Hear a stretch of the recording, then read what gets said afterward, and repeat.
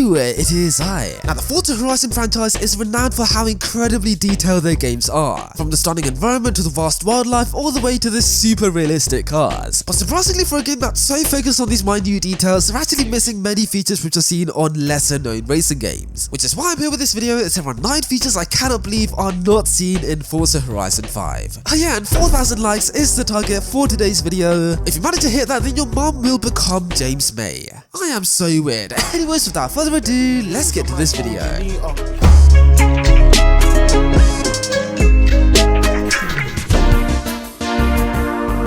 Now, on some modern cars, mainly like performance cars and luxury cars, you will see a head-up display. And the C8 Corvette is one of those cars that has that, but on the C8 Corvette in Forza, as you can see, it doesn't show it. I mean, even in the photo mode, you can see where it's meant to be. That's where the head-up display is meant to be. But in Forza, it is nowhere to be seen, which is pretty annoying. Like, why would you miss this out? Now, the only game that I know which has head-up displays is Gran Turismo, because they saw it in Gran Turismo Sport and Gran Turismo 7. And honestly, I don't know why it's not seen in more racing games, because all you have to do is display the speedometer above the speedometer of your car and display it onto the windscreen, and then boom, you got head-up display. Yeah, the only game that really does it is Gran Turismo and modded Assetto Corsa. So yep, I know it's not really a necessary feature, but having that in the game would be really cool.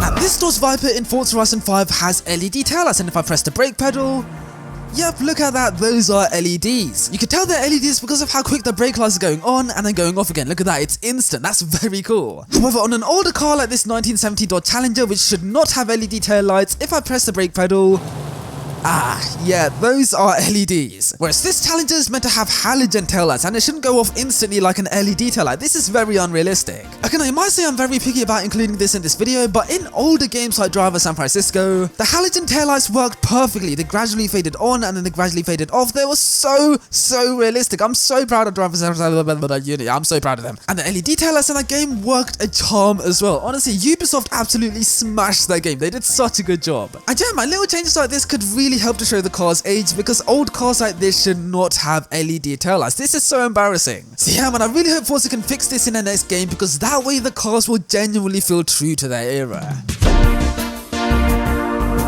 Now, the driving animations in Forza Horizon 5 are very outdated. I mean, the interior camera angle has basically been the same ever since Forza Motorsport 3, which was back in like, what, 2009? However, Gran Turismo actually updated their interior camera angle in GT Sport by actually like updating the steering wheel movement. So in the old Gran Turismo games, it was 90 degrees to the left and 90 degrees to the right, but in the new Gran Turismo games, it's 180 to the left and 180 to the right, which makes a massive difference. It makes it so much more immersive. But in Forza, we're stuck to the same old 90 degree to the left, 90 degree to the right. Why is it so old? This is every single game is updated now. What are you doing, Forza? And it's not like this is a new feature as well. I mean, Driver San Francisco, a 2011 racing game, actually has incredible steering wheel angle. It is so realistic. It's so good. Also, when you pull the handbrake, then the character rests his wrists on the steering wheel. And when you beep the horn, then the character actually beeps the horn. But in Forza, when you pull the handbrake, the character does nothing with his hands. And when you press the horn in Forza,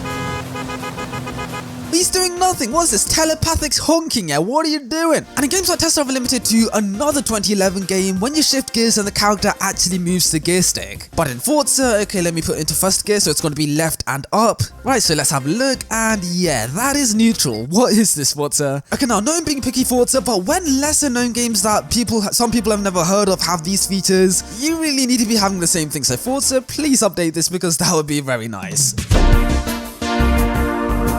Now, Forza Horizon games are of course set around festivals, so the crowd is very important. But in Forza Horizon 5, the crowds just feel way too robotic, like they don't react to anything. I mean, look at this, I'm driving a Rocket Bunny NSX and nobody is paying attention. They're literally just trying to avoid me. Like, look at that, what are you doing? Look at my car, mate. Also, why are those two people trying to wave at? Like, there's nobody there. Like, who are you trying to wave at? And if I crash into the barrier, then they don't react whatsoever. That's very weird. Okay, now you might be saying, oh, interactive crowds are way too hard to add into the game. Why are you so ambitious? And why are you trying to make it unrealistic? No, it's not unrealistic, okay? I mean, old Gran Turismo games like Gran Turismo 4 actually had interactive crowds, and they were amazing. I love them so much. I mean, if you crash into the barrier at high speed, then the people will actually flinch. Also, in rally races, the crowd actually goes onto the track, which is very dangerous, and when the car approaches, they hide again, which is really cool. Also, in a slightly newer game like GTA 5, the people actually pull pull out their phones and take a picture, and they compliment your car if you're driving a nice car. Honestly, imagine features like that in Forza Horizon 5. That would add so much atmosphere, and I would love that so much. Now in Forza Horizon 5, in the interior camera angle, you can actually look left like so, and right like so, which is really cool. However, if you look backwards in Forza, then you see this, which is a little bit annoying. Okay, now you might be thinking, how on earth is that bad? Like, surely if you want to look backwards, then that's a clear view of the back, and yes, that is true. But it's not realistic, because if you look backwards from the interior of your car, then you're not just going to see a clear view of the back. You're going to see the rear seats and the rear window, and maybe like louvres if your car has louvres on the back window. And the thing is, most other racing games actually do this properly. For example, games like The Crew 2, Gran Turismo, Drive to San Francisco, and even Test Drive Limited, if you look backwards and you see the rear seats of your car, which is very realistic. Okay, now yes, I know it's not very efficient to see the rear seats. I mean, it's way easier to see just a clear view of the back like it is in Forza right now, but it's not realistic, so I really hope that Forza can update this, because that would be very nice, and it would make driving so much more realistic.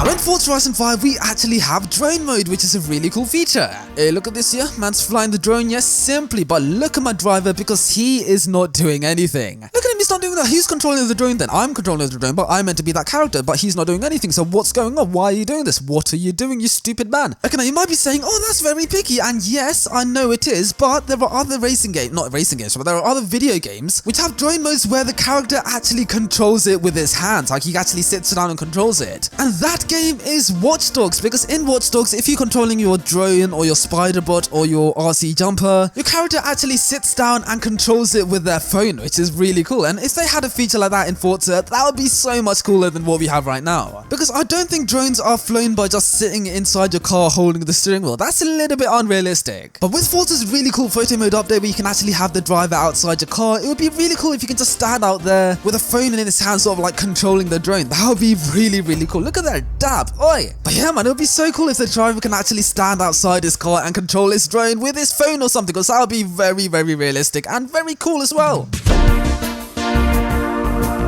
Now, something that really annoys me about Forza Horizon 5 is the infotainment screens, because look at the infotainment screen right here. It's off! Why is it off? I'm driving my car, I want to see the infotainment screen on, but it's off and you serve no purpose. What are you doing? Okay, now yes, I know the infotainment screen on some cars are actually on, for example the C8 Corvette and the Porsche 911 Speedster, and on some cars like the GTR it actually provides a purpose, but here it's just off and it's so useless. Like, what are you doing? Like, you're useless. Okay, now you might be thinking, oh, what on earth do you want them to do with the infotainment screen? Like, you can't just turn it into a set of course and have like YouTube videos on the screen. Well, yes, I know that's a little bit crazy, so why not turn it into a sat-nav like we see in Test Drive Limited, a game from 2006. Yep, a 2006 game actually turned the infotainment screen into something useful, but in Forza they're like, nah, let's keep it off. Why are you doing this, Forza? It makes me sad. Or if that's a little bit too much work, which I don't know how it's going to be a lot of work, then you can just turn it into a reversing camera, just like you see on the GT3 cars in Forza Horizon 3. Yep, in Forza Horizon 3, on the GT3 cars, the screen actually acts like a reversing camera, and it's very useful when you're racing because you don't have to look back all the time. So yeah, man, how Forza don't have a use for the screens yet is pretty crazy, so I really hope they can turn it into something useful, stupid and fun, because that would be very nice.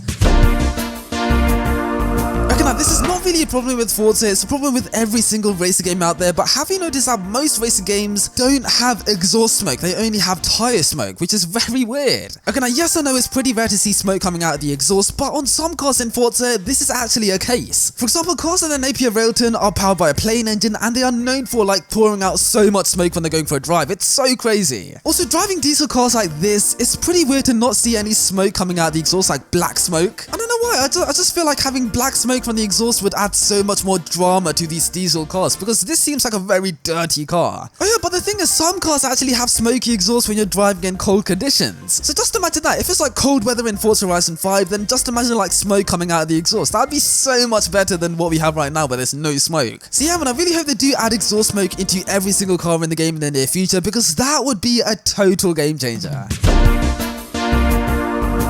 Now in Forza Horizon 5, the rain physics are good, but they could be way better. Okay, so this is what the rain looks like in Forza Horizon 5, so you know, it's pretty tame, and from the interior camera angle, the droplets look like this, which is kinda cool. But the rain actually used to look better in the old Forza games, for example, Horizon 3. Because in Horizon 3, the droplets were very detailed, you can see like every individual one, and they were like they really blocked the windscreen, which is realistic. Also from the exterior camera angle, you can see the droplets like sort of dropping onto your screen, and it actually made you feel like you were driving in the rain. And yeah man, the rain physics in Forza Horizon 3 were absolutely incredible. I mean, some people said that it was annoying and it blocked too much of the screen, which like I kind of get what you mean, but that's what made it so good, because it felt so realistic. It actually felt like you were driving through the rain. But a game that does it even better than Forza Horizon 3 is of course Drive Club, because they nailed the rain in their game. It felt so good, because the droplets turn into like puddles and then they streak across the windscreen, and it is so realistic. And I think that Drive Club is a 2013 game? That is crazy. That game came out just as the Xbox One came out, yet that game does the rain physics better than Forza Horizon 5 on the Xbox Series X. That is insane. So yeah man, I really hope the developers actually fix the rain in Forza Horizon 6 and make it better than Drive Club, because that would be incredible. Yo blah, if you enjoyed this video, then you might want to watch this video still. So Mr. Good, this video, what still?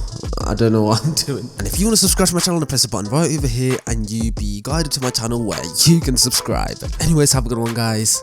Cheers.